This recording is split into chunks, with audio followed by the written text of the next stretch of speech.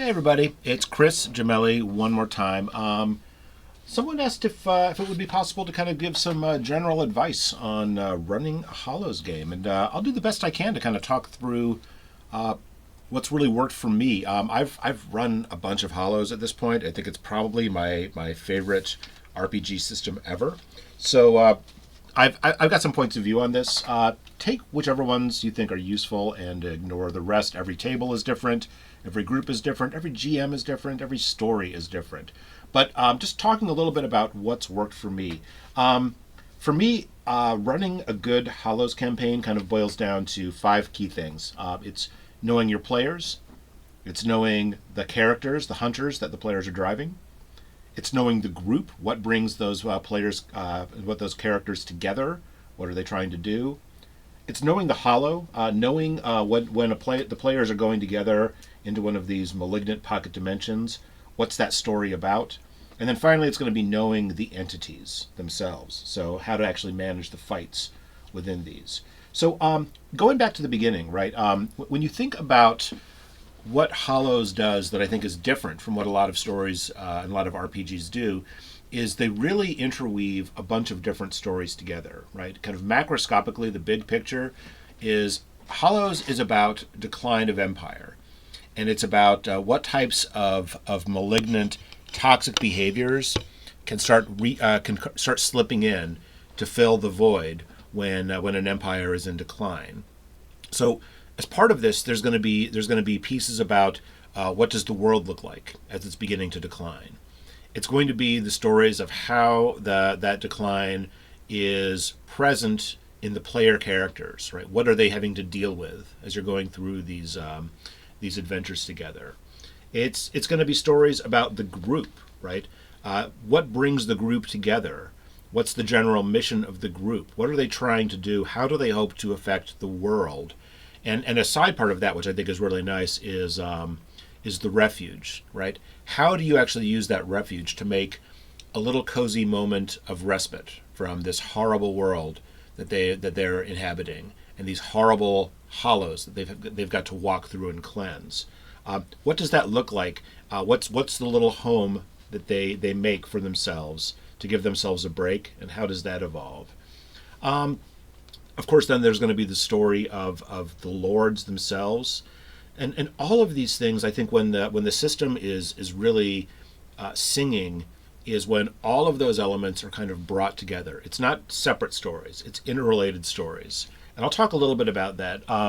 So first thing I mentioned, knowing your players. We talked a little bit about session zero in my virtual tabletop, right? And as part of that, you'll know the types of content that they don't want to go into, but you also hopefully have had some time to kind of think through how do they really want to spend their time, right? So some groups might be really interested in understanding how are we making a difference in the real world, right? And if so, you want to make sure you're giving space at your table to explore those stories. You'll have characters, non-player characters that exist in the world that they can interact with. You can have communities where hollows used to be that have been cleansed, and how the hunters are making a difference in those parts of the world. For groups that have less interest in exploring that, they just want it to be within the hollow all the time, that's fine. But the players should have told you, and if they haven't told you, ask them, right? How do you guys want to spend your time? Is it more about understanding the hollow? Is it more about understanding the world?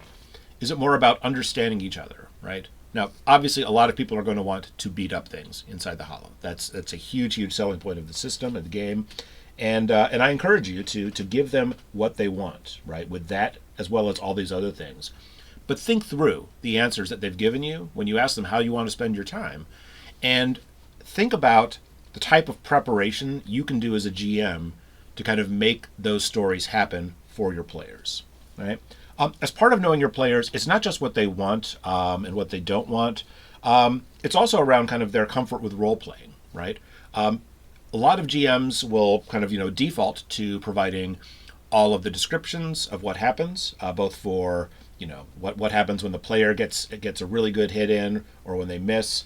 Some players will want to jump in and provide their own, right? And give the players as much agency in kind of helping to define the world as they're comfortable taking, right? Is my advice.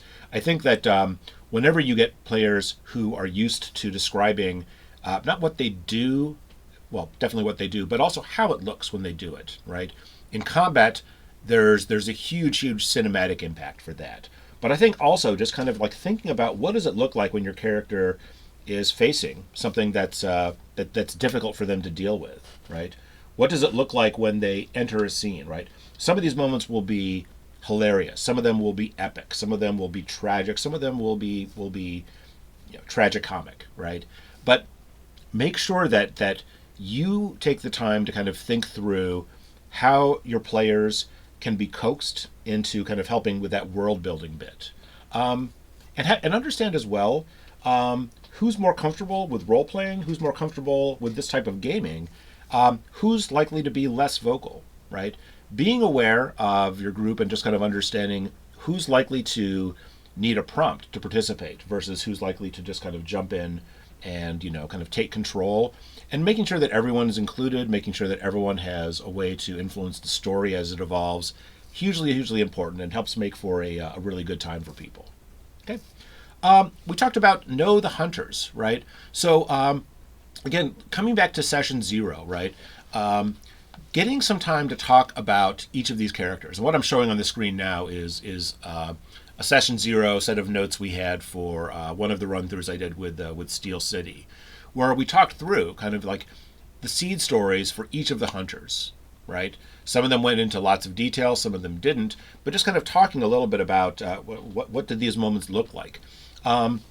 Because this is going to be the grist for you to add plot hooks around those background stories, right?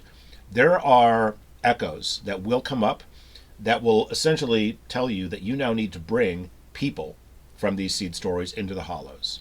Or these are events from their seed stories that you'll need to bring into the Hollows.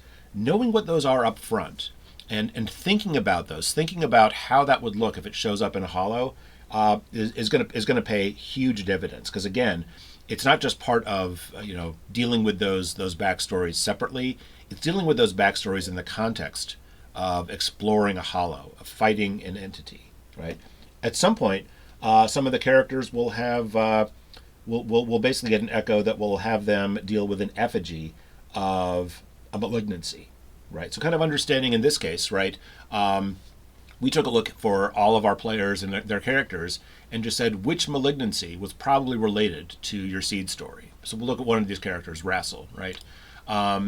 They suffered from the malignancy of hunger because there was a lot about the knowledge they were trying to gain and about how he wanted more and more of this, to the point where there was a point where someone within the conclave essentially orchestrated their banishment, right?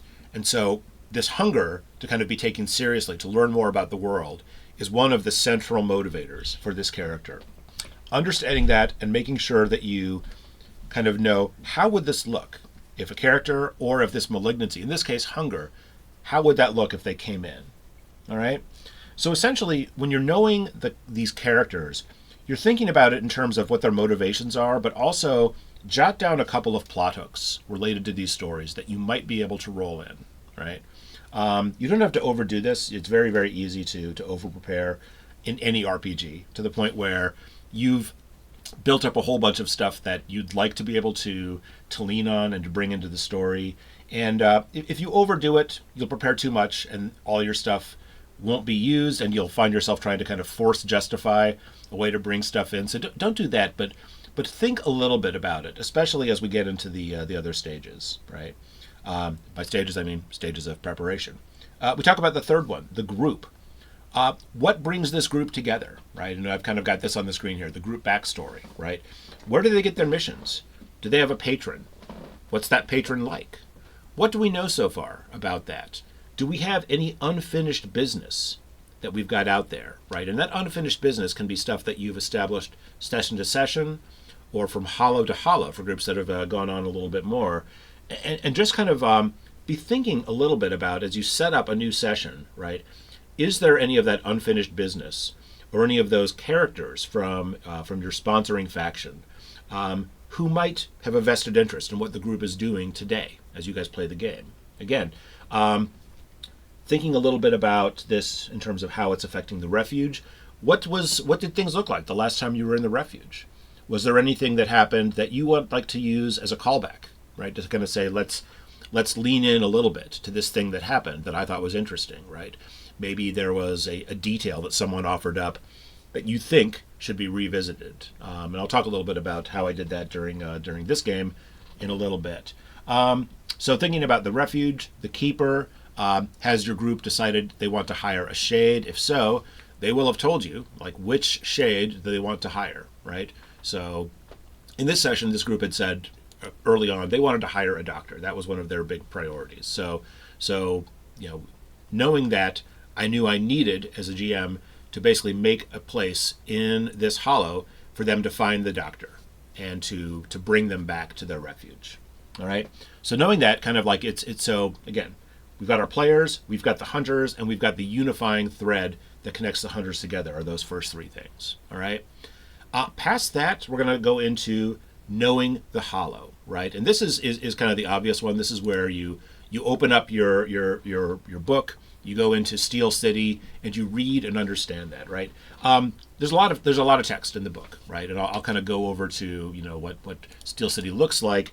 You don't have to know all of this up front for your hollow, but you do need to kind of come away from the prep before your first session in kind of knowing the general bits of the story that kind of connect up to that Lord story, right? So you'll have a map here, right? And thinking to yourself, what are the aspects of this Lord story that I'm planning on kind of bringing to bear? The stuff in the core book does an excellent job of calling this out, right? So Endeavor Square, there's root information. Millcroft had a habit of setting workers against one another to distract them from the real problem, him. So as you're going there, you kind of are building up a little bit of an expectation around how you want the mood of this scene to play, right? This is going to be the place that they enter the hollow, and so I like to kind of think through what does that initial scene look like. I've got a couple of tricks that I think are really cool. One of them is I give flash forwards, where I give them just a flash in the pan moment for something that I expect is going to happen later in the hollow, right? And it can be something like, one of you is lying on the ground as a giant mechanical wolf's fangs open above you, and then it's gone, right? Something like that, where you've kind of read through and you give people like a little tiny sneak preview into what's likely to happen as they go through. I think it's really cool because it kind of right away kind of sets the some of the stakes and gets people excited. But in this case, like Endeavor Square, right? We know that there's greasy rain coming down. We set the mood, we set the theme, and we know that essentially the goal of this area is to tell a little bit of a story about how the workers in Millcroft's factory were fighting against each other in order to distract them from the fact that he was this toxic force in their lives. So one way I like to start out Endeavor Square is we know that there's a giant statue in here, right? And so one of those moments that you can kind of start with is you're feeling the rain, this greasy rain, batter down upon you. You're hearing the wind howling and whistling in the air around you as the sky is kind of boiling like an ochre red, right? So leaning into all of the senses, and I like to kind of just say, and as you look up, there's a giant stallion, hooves reared up above you. What do you do, right? They don't know it's a statue yet. Let them have a moment to panic and react to it. They're now right into it, and then you can kind of get into the situation, this brawl in the tenement to get them into. So by kind of looking over the chunk of the Hollows module, the write-up that you have ahead of time, looking at the sections they're likely to come into, just kind of internalize like some of the descriptions you're going to add, internalize some of the things that are likely to come up, and this is the real important part, the part that I think is just fucking delicious, is think about those plot hooks that you've got out for your hunters, and think about ways for those to start coming in, right? Let's talk a little bit about that, right? We had for our hunters We had Rassel, right? Rassel early on is this conclave scientist whose seed story was that they had hunger and they had the infection malignancy. What that meant is that during this hollow, Rassel was going to meet hunger.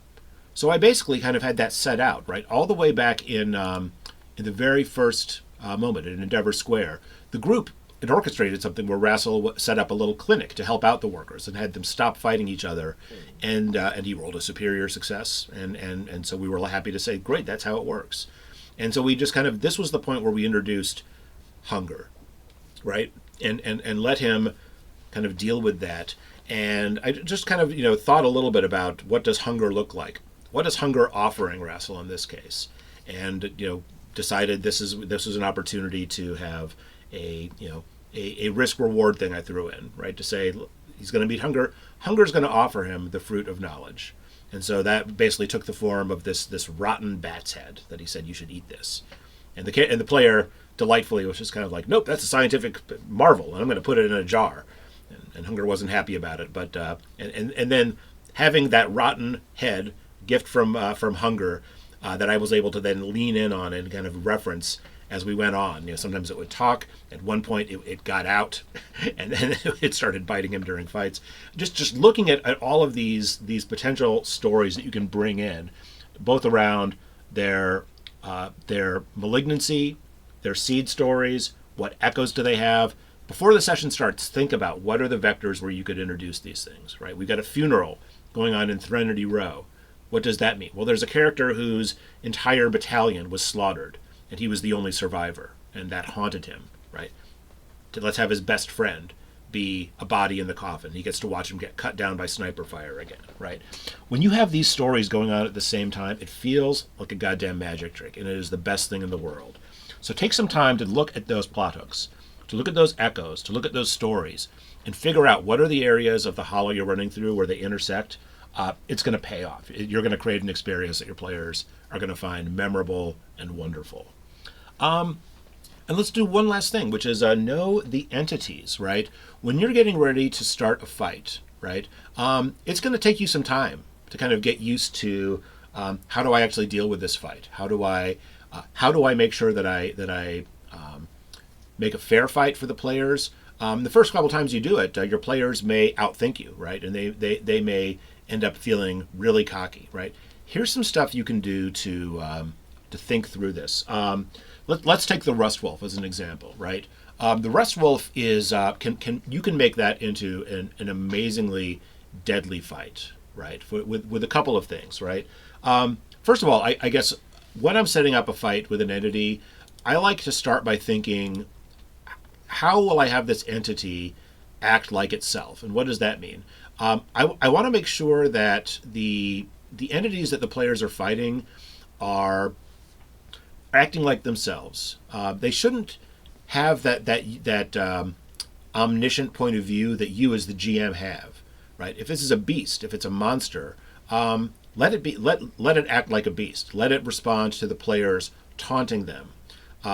You can still make it deadly. You can still make it have good decisions, but you shouldn't make it based on, well, I know that this player is out of ammunition. I know that this player has a lower quick score than this other player, right? So have the monster act like itself. Prep all of the stuff around how do attacks look, how do its maneuvers look, how is it likely to react when it gets damaged, when it gets annoyed, when it gets blocked. Once you've kind of internalized some of that, this is what I like to do. And let's take a look at the Rust Wolf's attack. All right. So the first question I ask myself is, what's the big attack, right?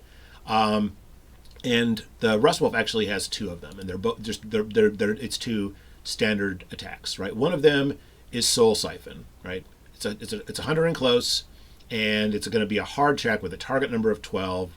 It deals 4 resolve or 3 wounds, right? And if it deals wound, it places a curse on the grid, which is going to make things worse, right? So in other words, if the more curse that's out on the table is going to make things harder when harder basically every single round, right? So Soul Siphon is great if you just want to keep the curse on the grid.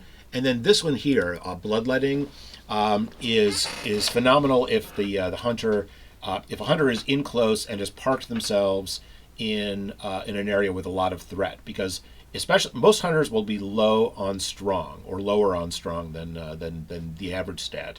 And so this one is particularly nasty if you save it up and then you use it and you burn as much threat as you can to increase the wound damage, knowing that they're likely to fail the roll, and then suddenly they have to deal with 6 wounds happening at the same time. All right. Other stuff. We have a maneuver that actually does damage to hunters in range, which is great, right? So knowing right now, like knowing that we've got an interrupt, which can basically target any area for threat. We've got a maneuver that can do a small amount of damage to all hunters that group up in a ranged area. We've got 2 attacks that hit people in close. How do we set up the situation to make it so that we can murderize the players? One of them is we make sure that the players who are most vulnerable to these attacks, who are shown to have smaller strong stats and smaller hard stats, get them into close and hit them with those attacks. All right? This is going to be the fastest way for you to get through a fight. You hard focus these guys. This feels mean. It is a little mean, but it's what they're going to do to you, so you should do it to them first. You are going to make sure that you give yourself the best chance of surviving by taking a hunter that's vulnerable and hitting them until they stop moving, right? Remember, when they go down, they are not out of the game. They are back in the refuge. And you should still give them a turn while they're in the refuge. You should let them do things with the keeper. You should let them engage with the weird rooms that they've decided are in there. Keep on giving them stuff to do every single turn, so they're not just waiting for the fight to finish out, right? I like to set up the common room with a big interdimensional TV screen where the keeper is offering shrill color commentary on the fight as it goes out. But there's so many things you can do. The refuge has so many different mechanics you can lean into. You can do a refuge action while you're there. You can just do some narrative stuff. Whatever you want to do, it's make sure you give them a turn. But that's all that is to say, do not feel bad about hard focusing someone and taking them out of the fight, right? Hunters and players who drive the hunters want a good fight. They want a difficult fight, right? Now, so hard focusing someone is one thing that I usually kind of lean into. Some people and some groups will lean into, they do damage until they get down to a certain wound threshold, then they'll scamper back to support, right? If that happens more than a few times and it's drawing the fight out, start using Prowl, your basic ability, and target all the hunters in support and force them to roll quick, or else you pull them into a spot where you can hit them, right? First time you do that, it'll be like you kicked a puppy in front of them. They're going to be angry, they're going to be frustrated, they'll be like, but now I don't get to heal. It's like, that's right. These fights are going to be hard by design, right? And just like like they're not going to give the entity a chance to sit there and heal up, you shouldn't give them a chance to heal up without possible consequences, right? If you get to the point where things are going okay, and you're feeling like you've got some choices, if you're getting really close to breaking, take a look at that when broken ability and decide if it's something that you want to happen, right? So in this case, every time the entity breaks, we're going to place a whole bunch of threat out there, right? Knowing that, right, and knowing how good threat is in this fight for juicing up your bloodletting attack, and for making it really hard for them to avoid getting hit by one of these big finisher abilities, getting a lot of threat is a good thing. So if you're at 1 or 2 resolve on your turn, maybe don't heal up. But if you're at 0, absolutely spend one of your actions to shrug off, right? To regain that 3 resolve and just dare them to do it again, right? Last thing I think I'll put out is how do you use threat? Making sure you remember, first of all, that whenever a hunter hits you with a damaging ability, I think that the current rules is when it's an attack you do, you put a threat on that hunter's space, right? As well as putting the threat out at the end of a round. Focus on the places where you really want to generate your interrupts for the most part. So in this case, again, our interrupts, we've got the one, which is a hard check that can do 2 wounds, right? Find a hunter who is really bad at hard, and make sure you keep threat in their area, right? And then as soon as they've acted, if they don't go first, do that interrupt on that player, right? If you don't have the need for the interrupts, the other thing you can do is, again, let the threat group up on areas where there's a hunter that you really want to make harder for them to avoid an attack. So let's say that your big finisher tests quick, right? And you've got a hunter that's gone all in on quick, and they're just sitting there poking you, knowing that you wouldn't dare to do that attack on them because they can pass it.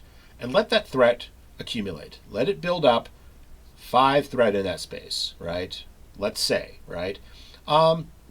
This is the best thing in the world to do, right? You finally end up doing that quick attack on them and say, by the way, I'm going to spend all 5 of that threat, and I'm going to add 10 to your die roll, right? Right away, you have changed them from a 75% chance success to a 25% chance of success. And suddenly they'll be like, but, and you'll be like, ha, ha, ha, ha, and you'd spend it all and watch them squirm again. Now, all of that being said, right, people want to continue playing the game. So when they do die, celebrate that, right? This is a part of the game that really starts to give you really cool stories, right? You get new echoes online, you get corruption, you get new things that are going to start getting added to these to your character's story, and lean into that, right? It's not a failure so much as it's a change in the story, and and then when if a fight turns out that it's too difficult, right? Whatever the situation, whether it's the hunters just have the wrong stats for it, or there's a mechanic that was just too tough for them to overcome, that's when this refuge action and letting them, giving them a little reminder that they can now do research, right? You've just fought this entity, right? And you can figure out how to get an edge on them, right? And the edges will give them the ability to lower a defense, so increasing their chance of superior successes, or make one of their interrupts cost more, or make an attack hit a little less hard. Make sure that those are available, and make sure that the hunters remember this is something that's available to you. Nobody likes beating their head against an unsolvable puzzle repeatedly, but the game gives you all of these tools to solve those puzzles, right? And worst case scenario, if you feel like they're not doing it, if you feel like people aren't having fun, they feel blocked, nothing is stopping you from going through and just kind of saying, okay, the target number on this attack is lower because you fought them a few times and you know it's coming, right? You are, as in all cases with a role-playing game scenario, as the GM, you are the arbiter of people having fun, and you should be very clear. And I like to be very transparent and open with the players around kind of like, here's some changes that I would propose we make for this fight, because I think that it's going to make it more of an interesting fight, more of a fair fight, and make sure that they're good with that, right? In some cases, they'll be like, screw you, buddy. We're gonna do this fight as written in the book, and we're gonna beat it, right? And when they do, that's going to be super, super, super satisfying. But if they're kind of like, we could use a leg up. This is not fun. Be open to that. Be willing to do it, right? That's about it. Again, I've gone on probably way too long on this. Again, hopefully this is useful to someone. I would say like and subscribe, but it does nothing. I'm never going to make any money from YouTube, so never mind. But again, hope you like this. Again, please come and visit the Rowan, Rook, and Decker Discord if you have any questions. If you've got stuff that you're doing that you think other people should do as well, go ahead and add it in. And enjoy Hollows. Talk to you all next time.